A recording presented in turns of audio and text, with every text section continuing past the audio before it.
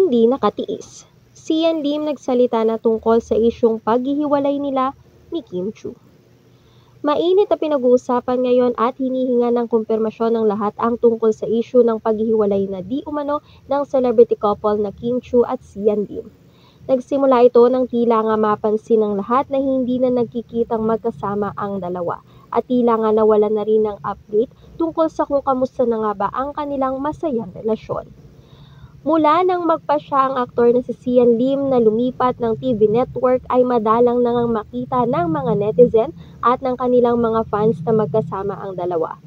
Pero patuloy nila noong pinapatunayan sa lahat na hindi rason ang kanilang magkaibang schedule at TV network para masira at mawala ang pagmamahal nila para sa isa't isa.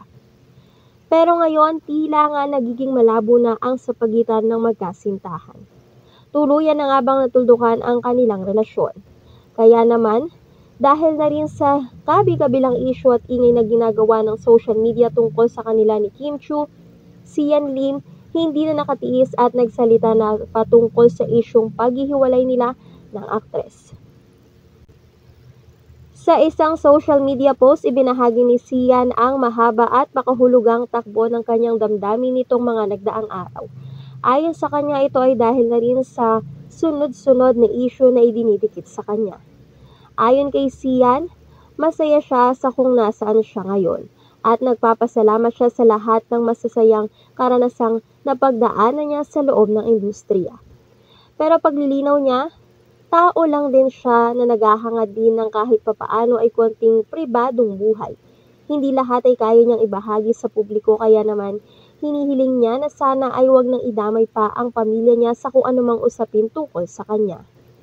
Hiniling niya din sa lahat na maging maingat sa kung ano ang dapat paniwalaan at wag basta magbase sa sabi-sabi ng ibang tao na wala namang alam sa tunay na istorya at pangyayari at ang nais lang ay ang makakuha ng atensyon mula sa publiko. Dagdag pa niya, mahal niya ang pamilya niya at ang mga taong nasa paligid niya. At hindi siya nasa industriya para ipangalandakan sa lahat ng pangyayari sa buhay niya. Walang malinaw na pahayag ang aktor kung ano ang nais niyang iparating. Pero hiling din ng Kian at Sian Lim fans na sana nga ay walang katotohanang tuluyan na silang naghiwalay.